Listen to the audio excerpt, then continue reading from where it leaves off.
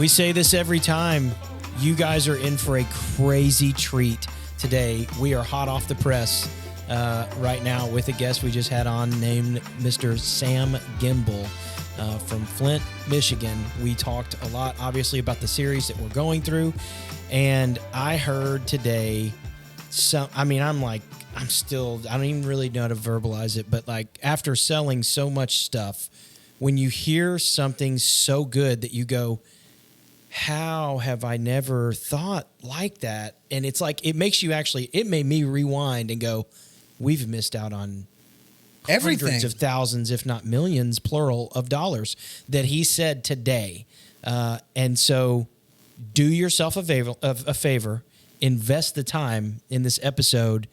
It's going to change if you're starting a business or have just started a home service business, specifically pressure washing. He owns a landscaping business or an outdoor company.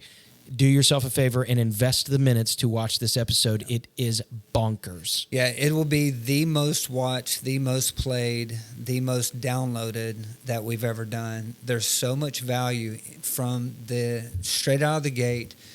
And you can listen to this multiple times and literally build a game plan for scaling your business wherever you're at. So without further ado, our friend Sam, the General Gembel.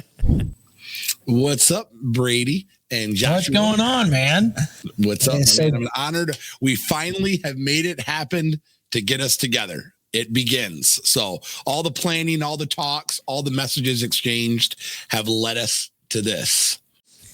Pinnacle moment. Man plans out his way, but it's God who determines his path. And so today is the day that the Lord has made, and it's meant for us to be on this conversation. You're the final guest in a series that we're doing on winning the winter, or winning the war in the winter season, because the weird thing about the winter, at least where we live, is it comes every year. Surprisingly. It's a surprise every year, though. And I don't know about where you're located, and Brady's going to ask you a couple of questions, but for us, we definitely see a decrease in the winter months, and we're trying to solve the problem of how to increase the jobs and also prepare for the spring as it relates to winning in the winter months. And so would you mind asking maybe I would say let's start out by just saying, if you can give us like a 1 to 3 minute little brief about who you are with the company you built, and then where you're geographically located, like where the business is located, what the temperatures look like, and how long those winters last. Yeah, so our headquarters is located in Flint, Michigan, and so we definitely, when you're talking about winning the winter war, our winters are brutal. Like it's so cold. Me and my wife were actually out on a walk with our dog last night, and it started to snow so hard that we had to walk backwards down our block because the snow was hitting our face so hard, and the wind chills were -3. Not normal for this time of year, but definitely know a little bit about, our core business being really only about 7.5 to 8 months. Right. So Companies Atlas Outdoor, for those that know or don't know, kind of our claim to fame, started from the driveway in 2011, rapidly grew from, the driveway warrior to did about $1 million our second year in business and revenue. And then fast forward to today, through every single mistake we've made, we've got around 110 employees. Depending on what the winter does for us, we'll land, somewhere between 9 and 10 million-ish in revenue. But again, like I say that, and everybody's just like, wow, we've made every mistake you can think of, growing this thing. And we did it really quick, probably too quick. But, going back to the seasonality of our business, I mean, you can't pressure wash in the winter. You probably could, but ain't nobody going to pay you to do it. So, and you might end up on the other side of somebody's TikTok or YouTube video of, look at this idiot. And so anyway, trying, to retain staff in the wintertime. I know we'll dive into strategies here, but yeah, core business is lawn and landscape maintenance, grass cutting, fertilization, irrigation. We also do award-winning outdoor living. That was, I started in the landscape space doing like small jobs, but just from attracting some great talent like we have over the years, we build some pretty cool projects, swimming pools, things like that. And then that's about 20% of our business. And then ironically, because I needed a way to keep my guys busy in the wintertime, we started doing snow removal and snow plowing, and just as a way to keep a couple folks working, and that is now a third of our business. So like we're really, really good at it. I got some guys that are super passionate about it, and so we plow a lot of snow, and that's just, and it's not like we get like enough snow to like make it suck, and that's our favorite clients are ones that don't like when the snow makes it suck, and they hire us. So there you go. Sam, you mentioned that year 2 you did $1 million. In 2024, what is your revenue target? The goal would be 10 million. So yeah, just depending on what this month shapes up to be. So obviously the snow can make or break that, but it's probably going to be around 9, but it could be we've had a couple of good weeks with snow, so we'll see where it goes. So our goal during this series is not to be a mile wide, but to be a mile deep. And if you were to pick out one word, and listen, Sam, you get one word that defines a company that does 10 million after being in business for 13 years, and a company that hovers around 100,000, 200,000. There's people that are, your 80% of the businesses might do a certain number, 15 might do another. And I bet you there's one word that kind of just separates them all. What word would you choose?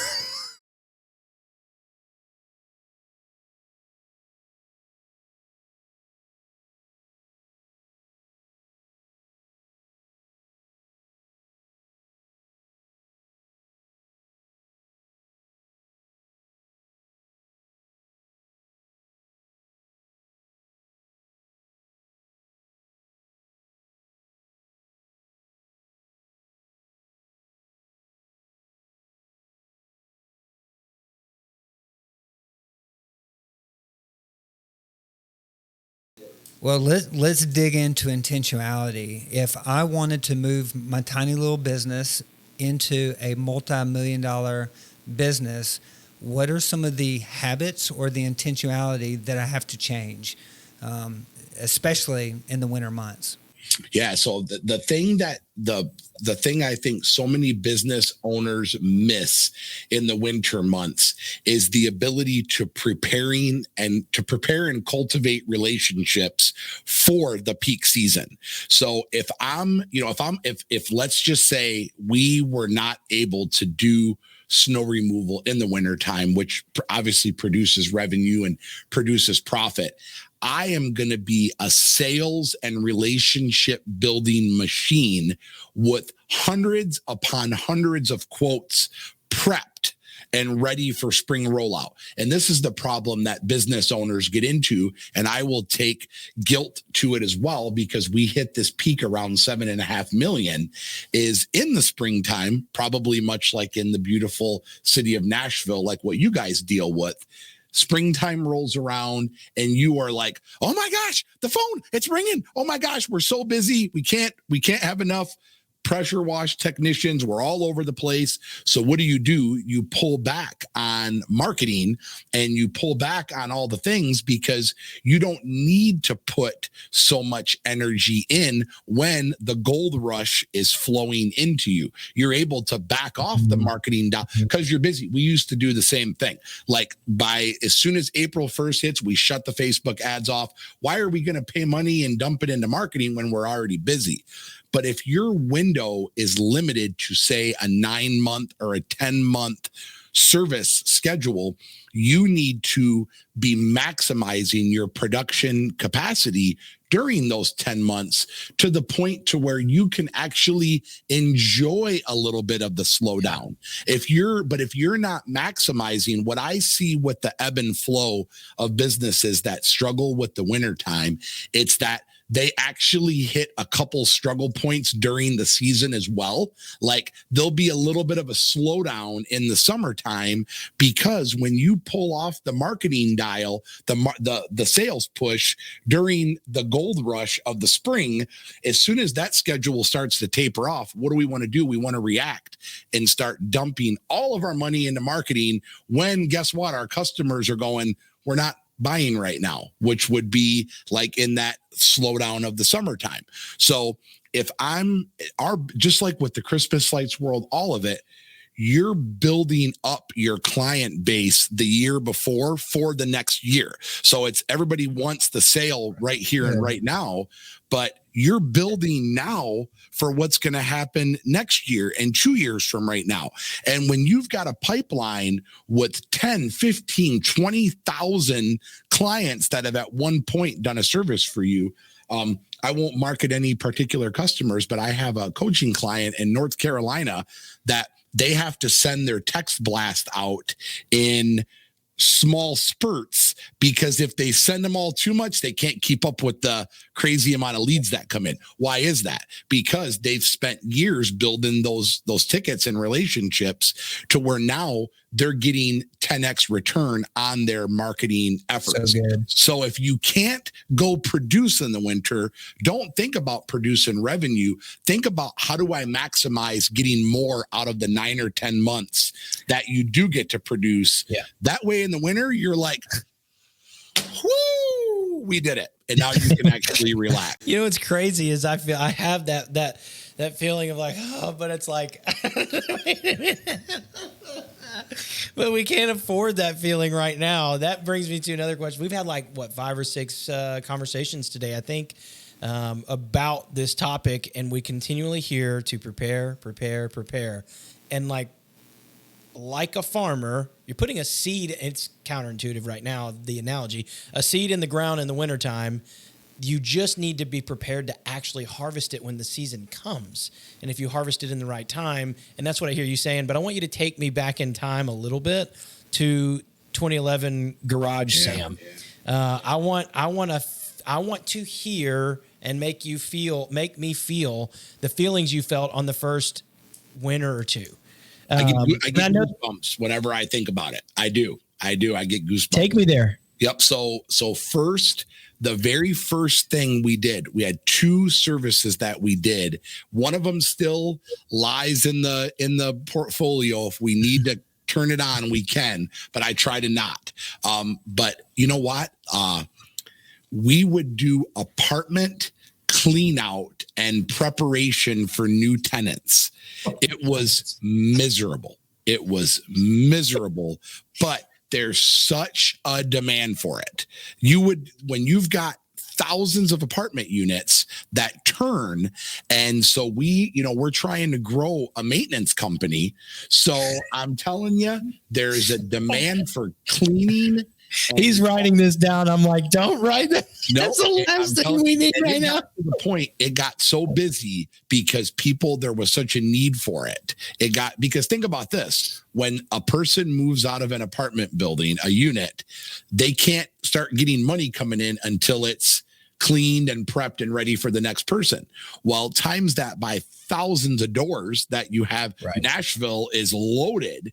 So as people move out and people are coming in, people don't want their maintenance people doing turns. So they'll hire it out. And there's probably companies that do it now, but in 2011 in Flint, they did not exist because we got blown up with it to the point where I didn't want us to do it. I really wanted us to get into doing the snow plowing and stuff. It was taking away from our core business of what we wanted to be known for, which was the word outdoor. And so I actually read the book Good to Great.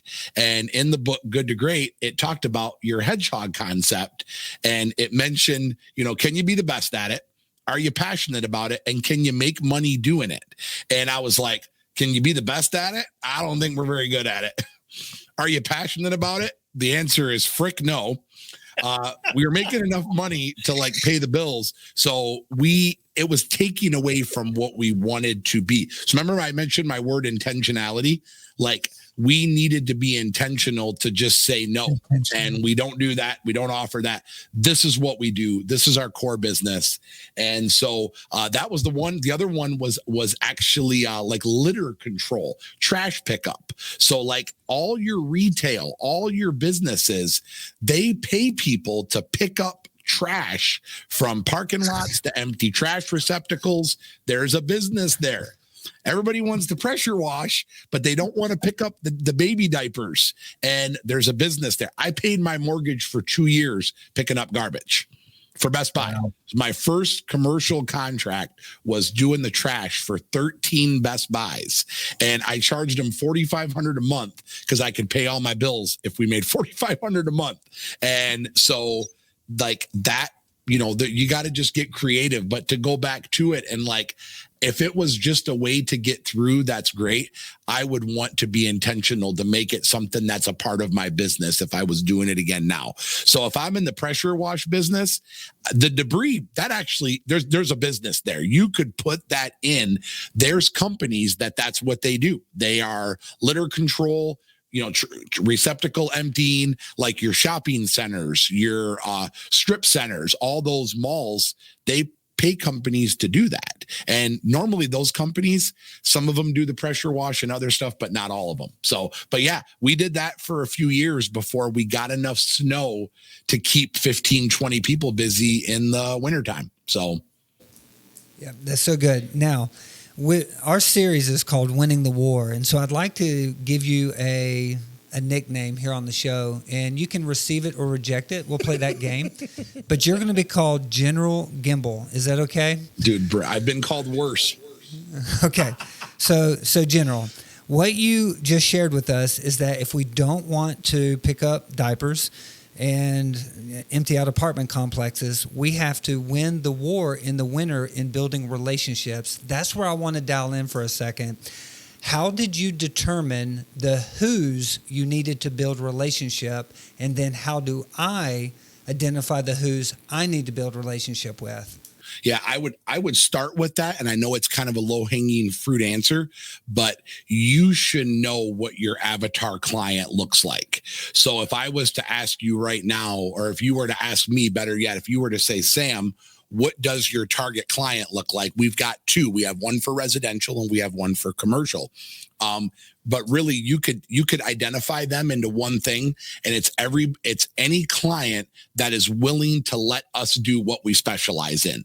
That could be a Taco Bell, or that could be a 1,000-unit apartment, you know, multifamily place. As long as they're willing to let us cut their grass, fertilize them, turn their sprinklers on and off, and audit the system, trim the bushes, pick the weeds, pick up their trash from the parking lot and from the landscape, empty the trash receptacles, plow their snow in the winter, put Christmas lights up maybe if they want to get that service.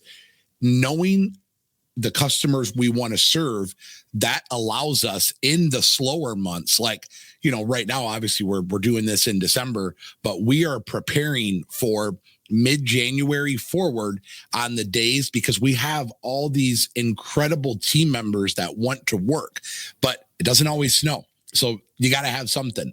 We are preparing at least 15 to 20 team members to be able to go out and measure properties and prepare estimates.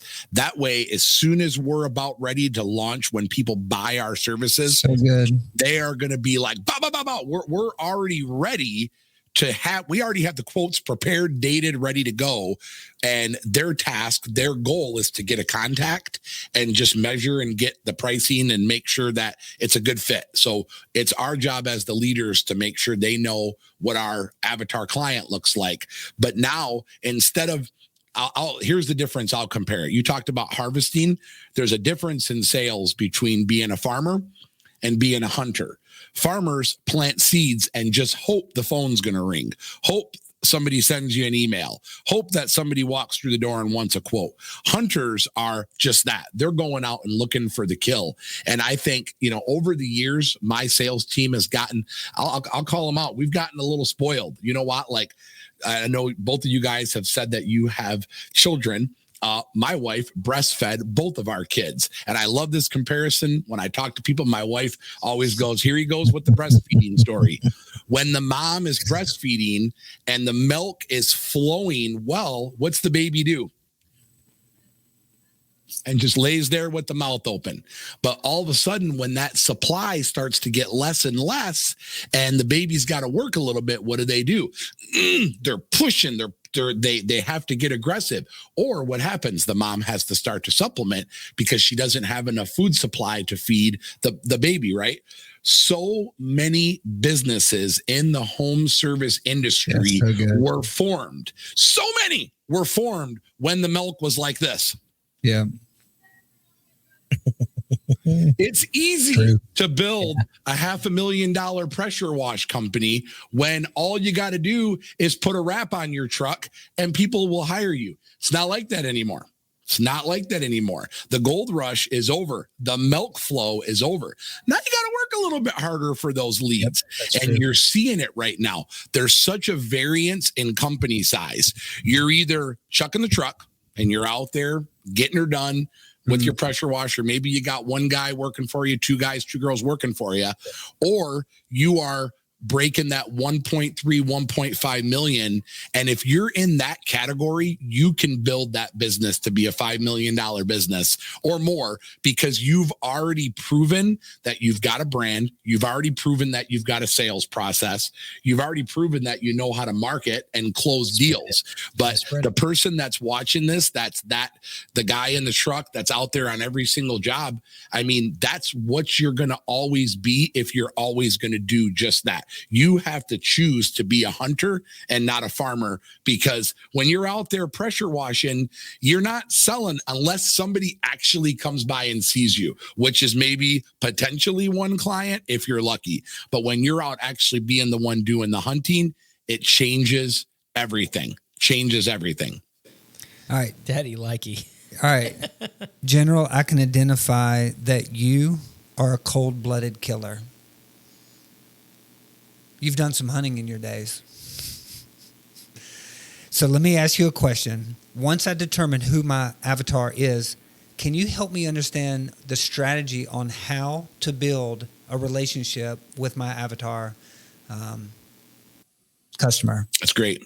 Absolutely. So you have to, right out of the gate, what said avatar client, prove to them very, very quickly that you're not just another annoying salesperson. So if you've got the brand, it's going to be tougher for the person that has no brand.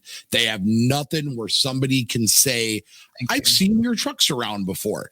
If you're going in raw, like no brand. So I'll take you back to when Atlas was building, because nobody knew really who we were, right? We didn't have cool wraps on our trucks or anything like that. I did, for one. Every single thing we did was posted to social media. Like every job, my phone was always out because I wanted people to know who we were and why we did what we did. But I would spend 2 days a week. And this wasn't at first, because at first I was doing the work. I would spend 2 days of my time per week working on building relationships. And this worked really well on commercial. People always think... People always want to get to the person at the top. So let's talk about a real estate property, apartment complex, things like that. Everybody thinks they're going to get in the door and get right to the decision maker, or how do I get to that person that signs the checks? It's not going to happen. We build processes around blocking people like me from getting to people like me within our office. So how do you do it? The key is you got to win the person at the counter. You got to win the people that are right there, because if they sell you to the person that signs the check, the person that's in that C-level office, dude, they're making executive decisions. The last thing they want to think about is who's pressure washing their apartment complex sidewalks. They really could give a rip less.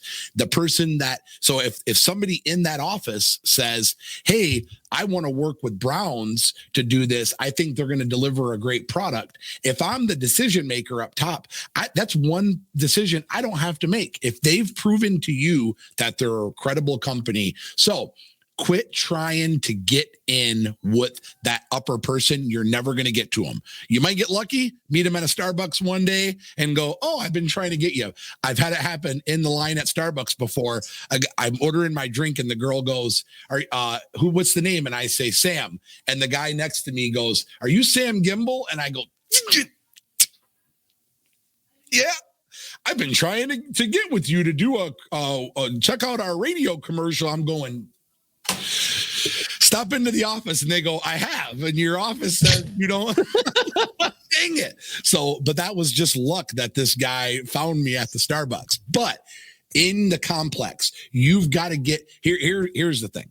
I learned when Atlas was new and growing, I would take everybody up on those lunches. When people wanted to buy me lunch, I'd be like, I'm not paying for lunch today. From a broke kid from Flint, that free lunch was awesome to me. So I would always take the free lunches from the vendors, but I would spend 2 to 3 hours of my day at this free lunch. Right. When you think about what your time is worth, that was never a free lunch, right? Here's the thing that I've learned. People on the lower level of businesses that are like, maybe they just got promoted to like a property manager, they love that free lunch because to them, that means a lot. The person that's in the C-suite, we've learned that our time is worth $1,000 an hour. You want to impress me, impress my team. You want to impress me as a dad, be nice to my kids. I will love on you if you're nice to my kids. You want to impress me as a business owner, love on my employees. You got me. So if you're the guy that's trying to start, or the girl trying to start building their relationships, get the in with the people on the level of where you want to service. Because if they love you, they will sell you to their boss. There's an Italian restaurant locally here, just a thing that I used to do. They had a $20 lunch special where you could get a tray of mastacholi, a tray of salad, and a loaf of bread for like $22. That meal would feed like 10 people. Call an apartment complex on a Thursday. Hey, this is Sam from Atlas Outdoor. Hey, this is, Josh from Browns. I want to buy your team lunch on Monday. How many staff are going to be there? Well, we don't want lunch. No, I want to do it. It's just a thing for me to say thank you to you. And they're like, thank you for what? They don't know yet, but you're thanking them in advance. Monday, you show up, you drop the lunch off, you got a little flyer about your services. You say, thank you for allowing me to buy you lunch. I'm telling you, I've never delivered one lunch and it didn't sell a pressure washing of their office sidewalk, cut a tree down, put flowers up, something for that $20. All right, we're done. Hey, we're done. Thanks for being on the show. Say something.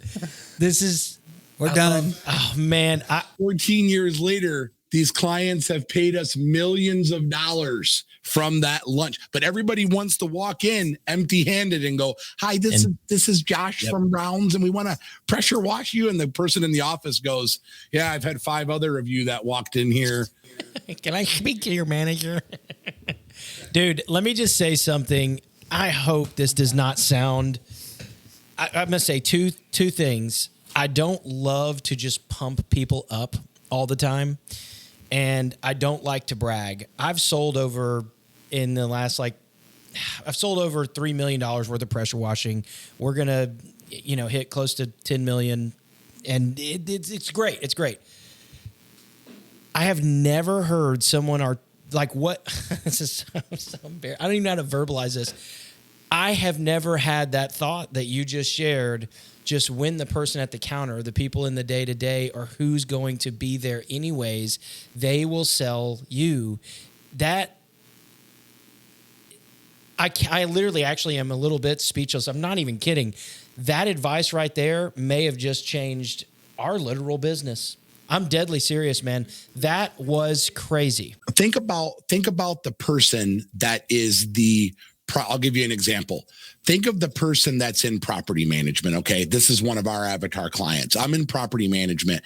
I manage 20 business parks. Okay.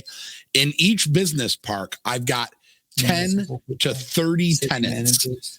what's coming in my inbox all day? You think it's compliments or you think it's complaints? It's complaints.